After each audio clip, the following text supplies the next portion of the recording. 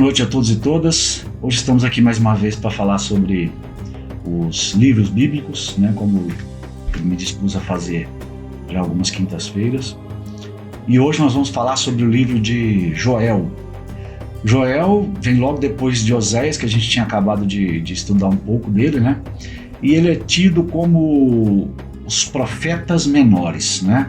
Menor não pela importância nem pelo tamanho do profeta, mas pelo tamanho do livro, né? São livros menores. Então, os livros menores, os profetas onde eles escreveram menos, são chamados de profetas menores.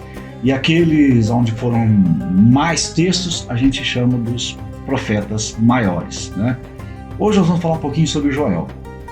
É um livro muito intrigante, e além dele ser assim, de uma fascinante escrita, ele também é muito lembrado nos dias modernos, né? Pedro cita o livro lá também em Atos, e depois a gente já utiliza isso muito no nosso cotidiano, falando sobre a descida do Espírito, o dia do Senhor, né?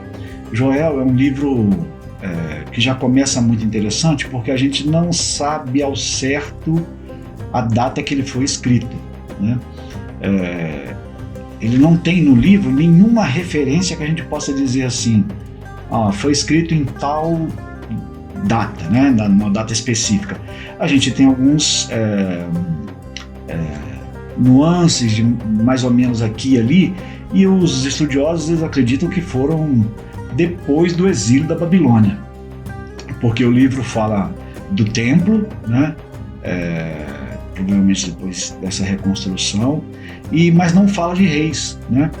Porque no período pós-babilônico, logo ali naquele início, Israel ficou proibido de ter rei ali como um império único, né? Ele ficou sendo vassalo de outras províncias. Mas o livro de Joel é muito interessante porque parece, né, ao que se dá a entender, Joel ele tinha muito conhecimento dos textos bíblicos, né? Ele cita muito personagem bíblico, ele fala de muitos textos, ele passeia, parece que ele conhecia bem a Torá e alguns profetas, né, como Ezequiel, Isaías, e ele vai citando, né, dentro desse contexto. O livro ele é bem dividido e a gente consegue entender o livro porque Joel, utilizando de um acontecimento logo de cara no primeiro capítulo, ele utiliza de um acontecimento para chamar o povo ao arrependimento. Ainda que ele não fale, né, como os outros profetas, os profetas eram bem incisivos em dizer qual era o pecado de Israel, ou do povo, né? Eles davam nome aos pecados, afastou de mim, aquilo, outro, né? A idolatria. Joel não fala especificamente o que seria esse pecado da nação, né? Mas provavelmente já é claro nesse ponto aí que ele conhece as escrituras, porque ele também acha que aquele povo conhece, porque ele não precisa citar aquilo que já foi citado por outros profetas, né? Então ele se dá ao luxo de não dizer quais eram os pecados, mas ele chama a nação para o arrependimento. E ele usa um episódio que aconteceu assim, bem interessante. Aconteceu uma praga de gafanhotos em Jerusalém, né? E essa praga de gafanhotos, Joel entende que era porque o povo estava se afastando, né? Mas mais do que isso, ele diz, olha, isso aí você lembra-se lá do Êxodo, né? Das pragas, isso aqui é o Senhor que está tentando falar alguma coisa para nós, né? E ele chama o povo para se arrepender, né? Ele diz assim, olha, se nós se arrependermos, se nós buscarmos ao Senhor, se a gente se voltar para Ele, essas pragas vão desaparecer, vão ficar longe de nós, né? É muito interessante porque Joel, depois ele amplia esse processo. Ele fala do dia do Senhor ali naquele momento, né? Para aquele momento ele diz, olha, o dia do Senhor vai ser um dia terrível, né? Veja como é que esses gafanhotos podem dar uma certa alusão do que vai ser o dia do Senhor. Então vamos nos arrepender para que esse dia do Senhor a gente seja liberto desse dia do Senhor, né? E aí ele faz lá essa proposta de chamar sacerdotes, a população, e ele também se propõe a participar desse arrependimento. E tem uma frase de Joel muito interessante que a gente conhece bem, que diz, né? Não quero que vocês rasguem as vestes, né? Mas que vocês rasguem o coração, né? Não quero um arrependimento só de modismo, só de superficial. Eu quero um arrependimento que envolva o ser todo, né? Dizer que a gente precisa mudar, né? Mas aí esse processo que está no capítulo 1 e parte para o 2, né, do arrependimento, tem uma resposta de Deus nesse capítulo 2, né, que é dizendo que Deus escutaria esse pedido de arrependimento, que Deus tem misericórdia, né? Então o livro de Joel tem essa beleza de dizer da profecia de uma nação, né, tipificando algo que aconteceu, que foi real, uma praga de gafanhotos, né? E também a resposta de Deus dizendo, olha, eu vou ter misericórdia, eu vou curar essa terra, né? E essa terra depois ela vai dar frutos, né? Isso nessa primeira proposta. Mas depois Joel ele amplia essa profecia dizendo que, olha, como esses gafanhotos vieram assim realmente em insetos reais, né? Haverá o dia do Senhor onde vai vir os gafanhotos celestiais, né? E aí ele começa a trazer umas alusões de que essa ordem de gafanhotos seria assim os exércitos, né? Os exércitos celestiais, e que esse seria o julgamento do Senhor para com aí já não só mais a nação de Israel, mas para com os povos vizinhos, a humanidade em geral, né? E Joel fala, olha, se o mundo não se arrepende, né?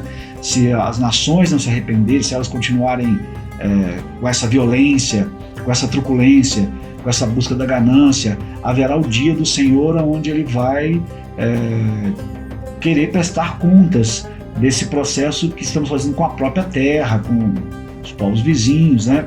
Não deixando o direito do povo ser vingado, né? Praticando injustiça. E aí Joel fala, olha, haverá o dia do Senhor para a humanidade geral. E ele diz, grande e terrível dia será esse dia, né? Quem vai poder se sustentar nesse dia? E aludindo aos gafanhotos que consomem tudo, né?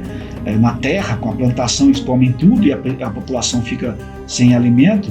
Joel também fala que esse grande e terrível dia onde essa cobrança de Deus, com tipificando esses gafanhotos, cobraria a humanidade, né?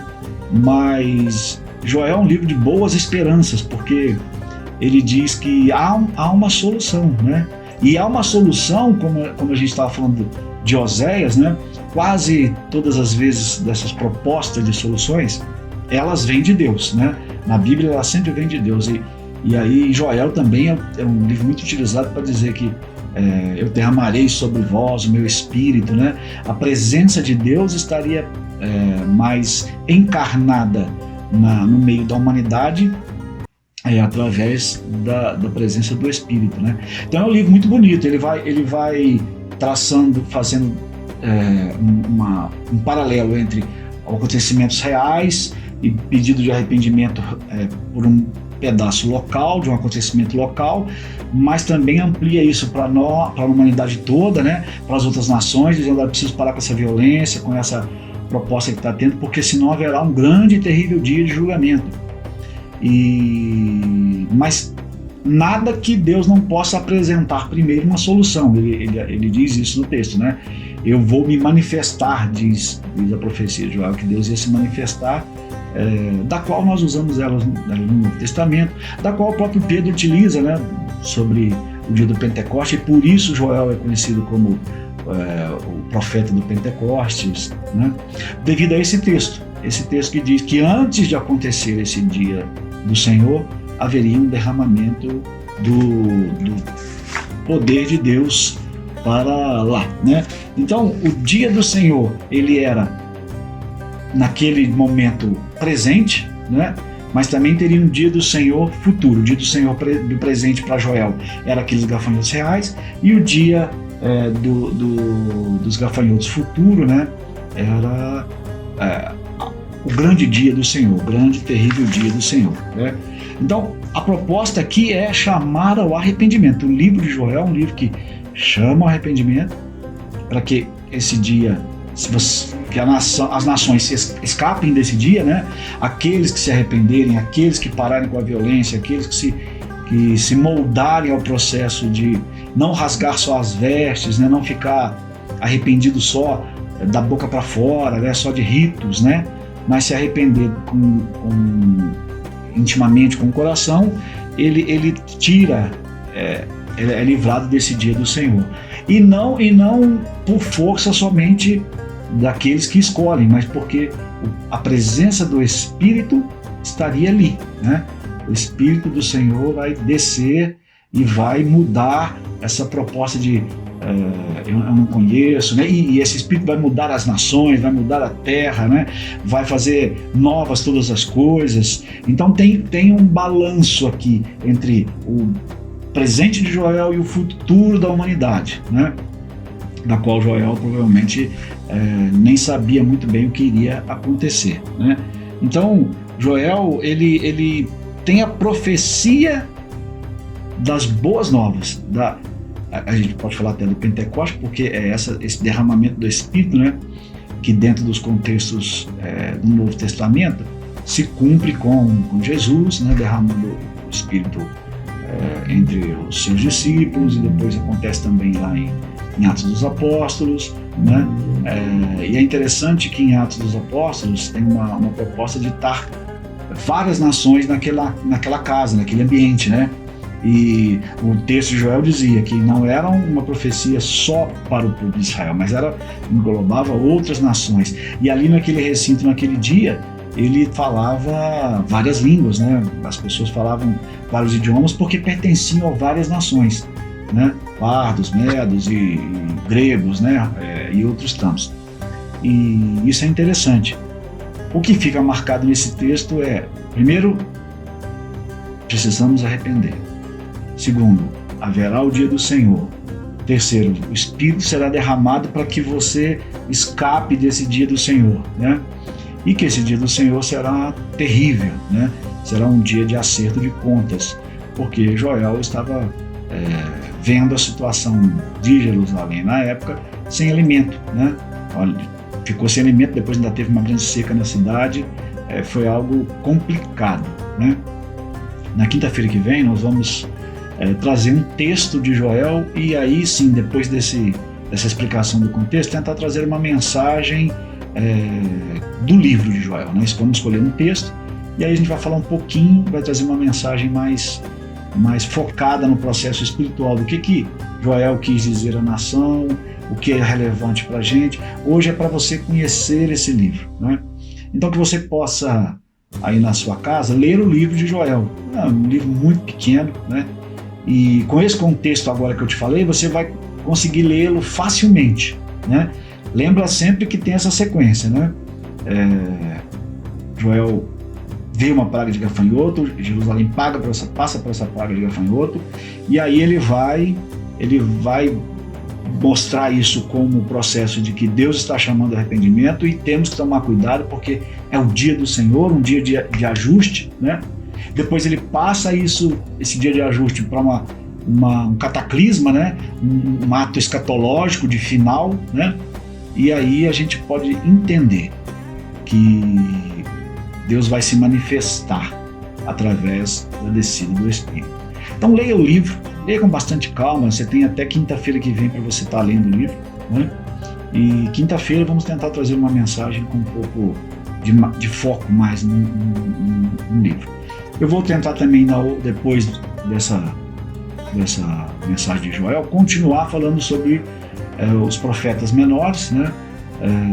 E aí a gente vai tentando abraçar, assim, não vou abraçar talvez todos os profetas, mas eu vou pegar alguns que tem mais destaque e vamos trabalhando, né? Depois a gente passa para outros livros da Bíblia, mas vamos trabalhar primeiro os profetas, né? Que é uma parte muito importante dos textos bíblicos, né? E no Novo Testamento o próprio Jesus diz, olha, os profetas estão aí para avisar, né?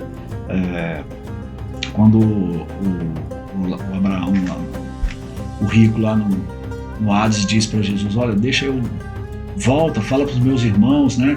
Que eles estão no caminho errado, que eles precisam mudar, né? E aí Deus fala, olha, eles têm os profetas para poder se guiarem. E nós precisamos encarar os profetas, né? A profecia hebraica, ela tem uma característica muito importante para o mundo atual, né? Mesmo se você não crê, né? Eu não creio nesse processo de religioso, né? Isso não tem problema. A profecia hebraica, ela tem um vínculo muito forte na atualidade, né? Que justamente ela vai combater as injustiças, o processo de maltrato à natureza, né? De não se importar com o que vai acontecer, com as opressões das nações, né? É um livro são textos muito importantes. Que a gente possa se alegrar, né? Hoje é um vídeo mais curto, mas para que você possa, curto como profeta, né? Os profetas menores, para que você possa ler o livro, né? Não adianta nada a gente passar aqui se você não lê o texto e aí não fixa na sua mente, né? Então agora que está fresquinho essa proposta, começa aí e até quinta-feira que vem. Espero que todos fiquem bem e que tenham uma semana legal. Nos encontramos na outra quinta. Até mais.